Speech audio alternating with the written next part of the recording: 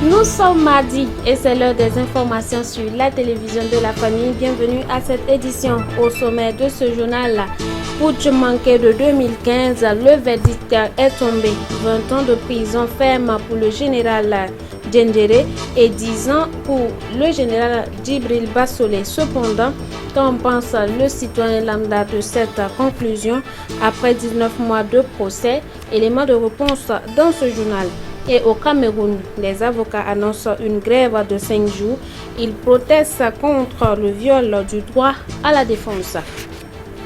Mesdames, Mesdemoiselles, Messieurs, bonsoir. Merci de vous informer sur la télévision de la famille. Les généraux Gilbert Djendjere et Djibril Bassolé ont été condamnés respectivement à 20 ans et 10 ans de prison ferme.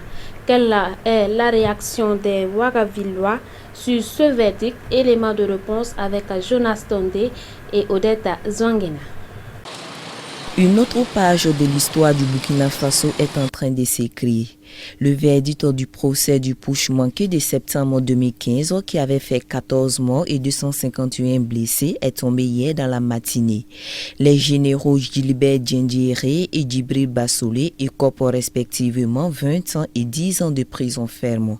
Le capitaine Dao Abdoulaye condamné à 11 ans, le journaliste Adama Ouetraogo dit Damis à 5 ans, Léon Skone, Herman Yameogo et Bourema Kéré à 5 ans assortis de sursis. Pour ne citer que ceci, qu'en pensent justement les Burkinabés de ce verdict? Nous avons tendu notre micro où les avis divergent. Moi, je ne suis pas d'accord. Avec les 20 ans de Djendjere, moi, je ne suis pas d'accord. Ça c'est autre chose. Selon moi, ça ne devrait pas arriver comme ça. Selon moi-même, on devrait les laisser sortir. Bon. Pourquoi? Bon, parce que moi je vois que le pays même a besoin de Djendjere. On a l'insécurité totale. Et je me suis dit qu'il y a de condamner ces gens, des personnes qui sont compétents, de pouvoir nous aider à amener la paix dans notre pays. Je me suis dit que c'est anormal quoi. Je me suis dit qu'on pourra avoir notre terrain d'entente pour qu'on puisse travailler ensemble, amener la paix dans notre pays Burkina Faso. On peut se dire que la justice, bon, comme c'est eux, ils ont dit le droit, et ils sont basés en tout cas sur les faits pour donner ce verdict-là. Donc on peut se joindre à eux. Moi, en tout cas, personnellement, j'ai confiance en notre justice. En tant que citoyen burkinabé, en tant que moi, à mon avis, c'est normal qu'on 20 ans de prison ferme là. Moi, je vois même que c'est peu. Je vois que c'est peu même. Ce qu'ils ont fait à la population, c'est vraiment décourageant. Vraiment décourageant. Non, pour Bassolé là aussi c'est normal, madame, c'est normal, c'est normal. On est un peu satisfait du verdict parce que bon, il y a eu quand même des familles en deuil, des gens qui n'avaient rien. Il y a des familles qui ont eu à envoyer les enfants tout simplement aller chercher du pain à la boulangerie, mais ils se trouvent en deuil. Donc, bon, les 20 ans, moi-même, je me dis que bon, c'est un peu peu. À noter que le tribunal n'a retenu aucune charge contre 7 des 84 accusés, parmi lesquels l'on peut citer l'ancien bâtonnier Traoré Mamadou, le colonel Omer Bationo ou encore Fatoumata Thérèse Diawara. Ainsi, après 19 mois d'audience, ce verdict est connu de tous. Cependant, apaise-t-il réellement le cœur? Pourra-t-il réconcilier les fils et les filles du pays? Autant de questionnements qui méritent des réflexions. En attendant, espérons que ce procès sert de leçon à tous pour que plus jamais aucun coup d'État ne soit envisagé au pays des hommes intègres. L'Union des groupes bibliques du Burkina a tenu du 24 au 31 août dernier sa 7e convention missionnaire nationale à Waiguya sous le thème Messager d'espérance, l'université et l'établissement scolaire dans le projet de Dieu. La cérémonie de clôture a eu lieu vendredi dernier. Suivons la soirée dans ces images de Xavier Ouedraogo.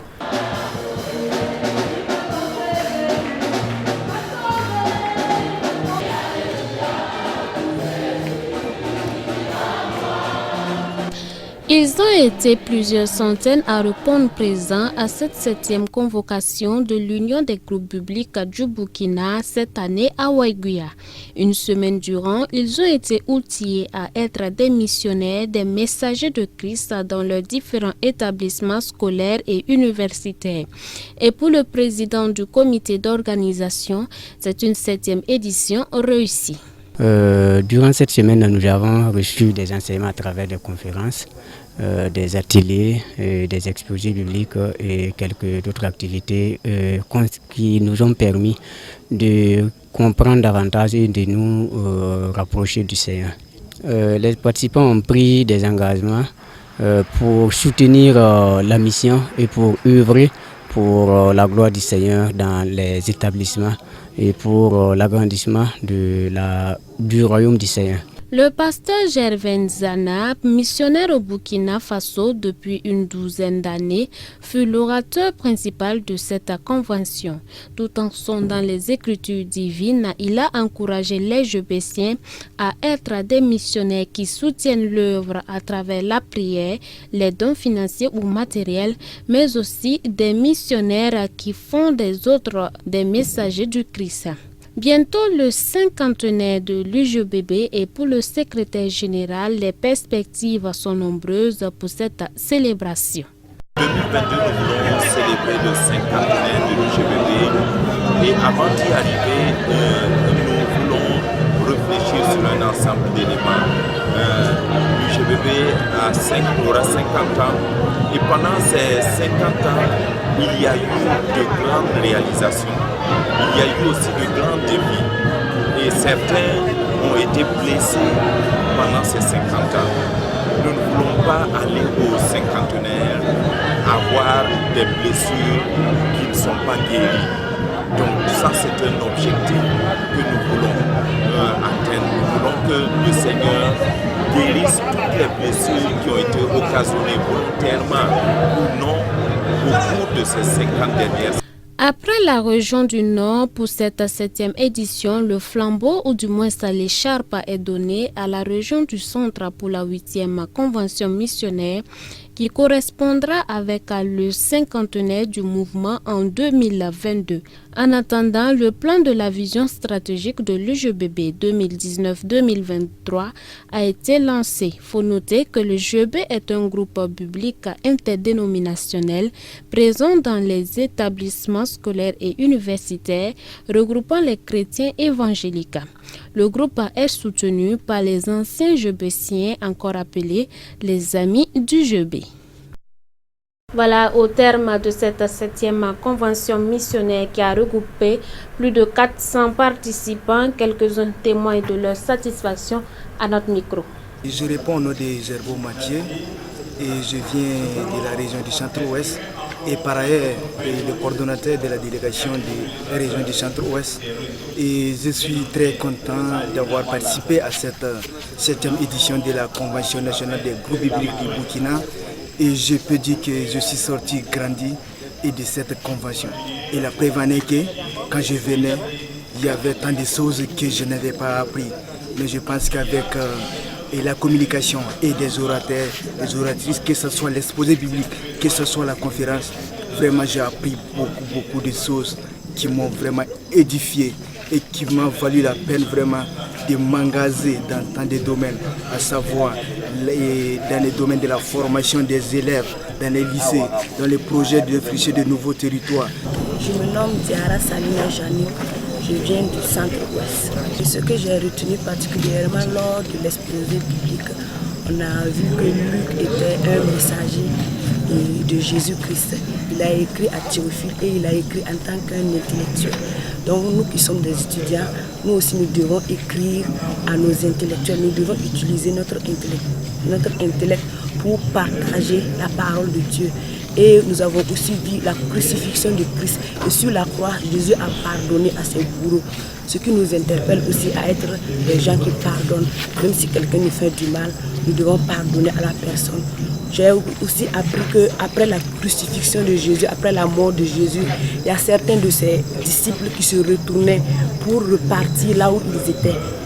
Mais nous devons prendre leur exemple. même s'il y a des difficultés dans notre mission, nous devons toujours rester à Jérusalem, c'est-à-dire là où nous œuvrons. Donc nous devons rester et compter sur la grâce de Dieu. Et par la grâce de Dieu, ça va aller. Et puis retour dans cette édition sur la journée nationale de la jade qui a été célébrée dans plusieurs assemblées ce dimanche 1er septembre 2019. Et comme dans bon nombre d'églises, le temple évangélique des assemblées de Dieu, El Gracia, n'est pas resté en marge des festivités. Au cours de la semaine, plusieurs activités ont marqué cette célébration.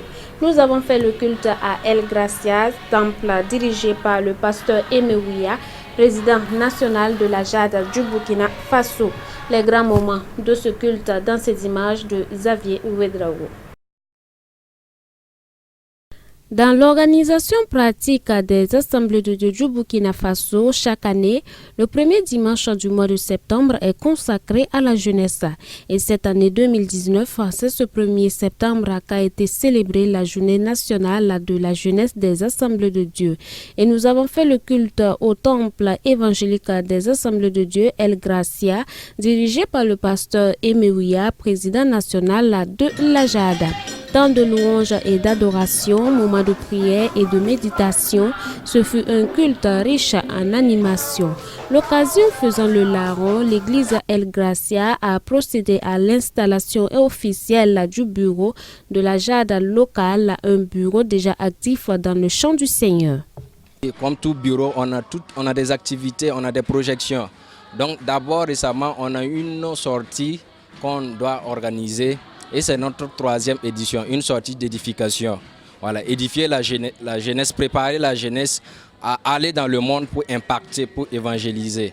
Le thème de cette journée est très intéressant.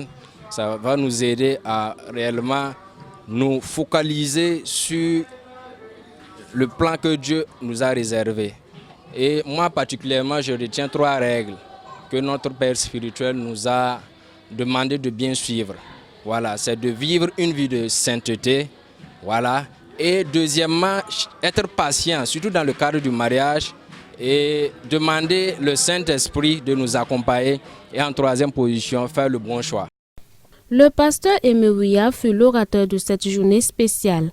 Le mariage a été établi par Dieu selon sa pensée à l'égard de l'humanité.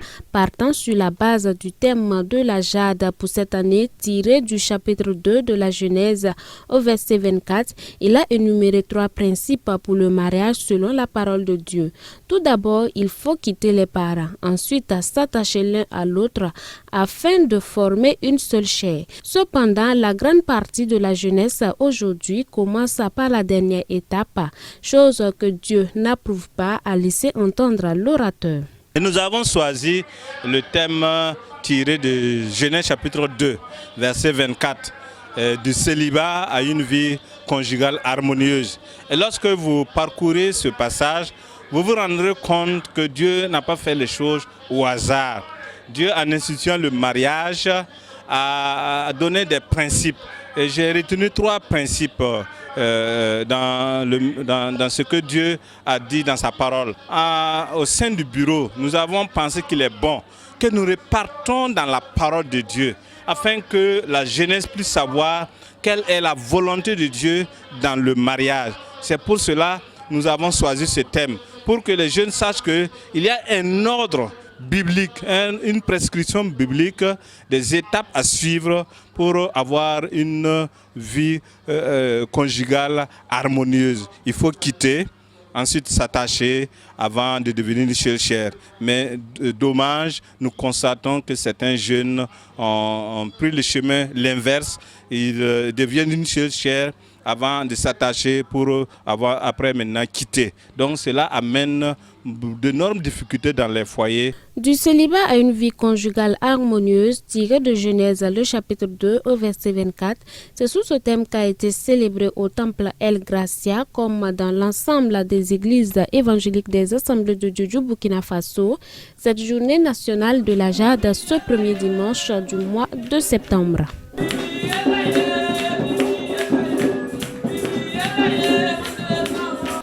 Et nous ouvrons la page de l'actualité hors de chez nous avec un mot d'éducation. Le président congolais Félix Tshisekedi a annoncé son intention de rendre gratuit l'enseignement primaire public. Un acte considéré comme un pas important dans l'amélioration du secteur de l'éducation en RDC. C'est considéré comme un pas important vers l'amélioration du secteur de l'éducation en République démocratique du Congo. Le président Félix Tshisekedi a annoncé son intention de rendre l'enseignement primaire public gratuit. S'il est déployé avec succès dans tout le pays, l'engagement du président concernera 50 000 écoles primaires publiques et surtout des millions d'enfants pauvres privés d'éducation faute d'argent. Donc je sais que la mesure ne prend pas à certains endroits, mais ce sera une mesure qui sera vraiment définitive et intégrale dans quelques mois. Parce que vous savez, on a pris les choses en cours de route, on n'avait pas de gouvernement, on n'avait pas de budget, etc. Donc tout ça, le temps de le mettre en branle, mais ce sera fait. C'est mon objectif primordial. Une nouvelle bien accueillie par les parents qui espèrent que la rentrée scolaire de cette année sera moins lourde. J'ai inscrit mon enfant gratuitement, sans rien donner. Et j'ai demandé quelle est la modalité de paiement. On m'a dit que dans les classes des 7e et 8e, c'est gratuit. Donc je me suis étonnée. Je n'arrive même pas à exprimer ce que j'ai senti. En tout cas, ça m'a fait du bien. C'est bien de décréter l'année gratuite, mais il faudrait que ces enseignants qui viennent enseigner les enfants soient bien rémunérés, qu'ils soient quand même en mesure d'avoir un salaire qui les permettra de réunir les 2 bouts du mois. Et avec ça, l'enseignement va se dérouler en toute quiétude. Selon les statistiques des données nationales, 3,5 millions d'enfants en âge de fréquenter l'école primaire ne sont pas scolarisés. En outre, le secteur a été confronté à un large éventail de défis en matière de qualité de gouvernance et de disparité. Voilà, je vous l'annonçais en titre. Au Cameroun, les avocats annoncent une grève de 5 jours à compter du 16 septembre prochain. Ils protestent contre le viol du droit de la défense. Opération tribunal mort pour les avocats du Cameroun du 16 au 20 septembre 2019. Décision prise ce 30 août 2019 à l'issue de la réunion du Conseil de l'Ordre des avocats. Par cette grève, les avocats entendent protester contre l'interpellation et la détention arbitraire de leurs membres, la comparution nue des détenus devant les audiences publiques et la torture dont sont victimes leurs clients pour l'obtention des aveux. Effectivement, notre grève vise tout simplement à rappeler aux uns et aux autres déjà ces situations connues et aussi à les dénoncer au plus haut niveau. Dire nous ne pouvons pas continuer à subir ces affaires de tous les jours parce que cela porte gravement entrave à la profession d'avocat. Et au-delà même de ces entraves, c'est même des atteintes corporelles que l'avocat subit quotidiennement. La grève qui prend effet le 16 septembre 2019 sera matérialisée par la suspension du port de la robe et la non-fréquentation des cours et des tribunaux dans l'ensemble du pays. On a assisté à des situations parfois iniques dans les commissariats et autres brigades de gendarmerie où des avocats au barreau du Cameroun sont allés pour intervenir dans le cadre d'une procédure visant un de leurs clients et ces derniers ont été tout simplement roués de coups par des policiers, des gendarmes, des hommes en tenue qui font partie intégrale de cette chaîne juridique au Cameroun. Notons que ce n'est pas la première fois que les avocats entrent en grève au Cameroun. La plus récente est celle menée par les avocats anglophones à Bamenda en octobre 2016. Une protestation qui a été à l'origine de la crise sociopolitique qui paralyse les 2 régions anglophones du pays.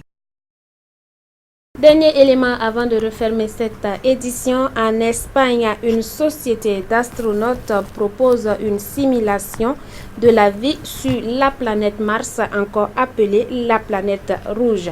Suivons ensemble. Envie d'un petit séjour sur la planète rouge, nul besoin de parcourir 225 millions de kilomètres. La vie sur Mars passe désormais par la Cantabrie dans le nord de l'Espagne. La société Astroland a recréé dans une grotte de la commune d'Arredondo les conditions de vie d'une colonie humaine. C'est à 60 mètres de profondeur que des capsules pressurisées plus vraies que nature ont été installées. Si le tarif astronomique de 6 050 € ne vous effraie pas, vous pourrez postuler directement sur TripAdvisor. Mais l'aventure se veut tout aussi scientifique que touristique. Les astrolanders sont formés à distance pendant 26 jours et doivent suivre 3 jours d'entraînement intensif avant de pouvoir passer dans la grotte 4 jours et 3 nuits.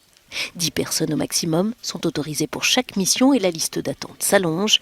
La plateforme ne précise pas si une rencontre du 3e type est comprise dans la formule. Fin de cette édition, merci de nous avoir suivis. Nous vous donnons rendez-vous demain à la même heure. Excellente suite de programme sur Canal Bunkera. Bonsoir à ceux qui nous suivent depuis la ville de Waïbia.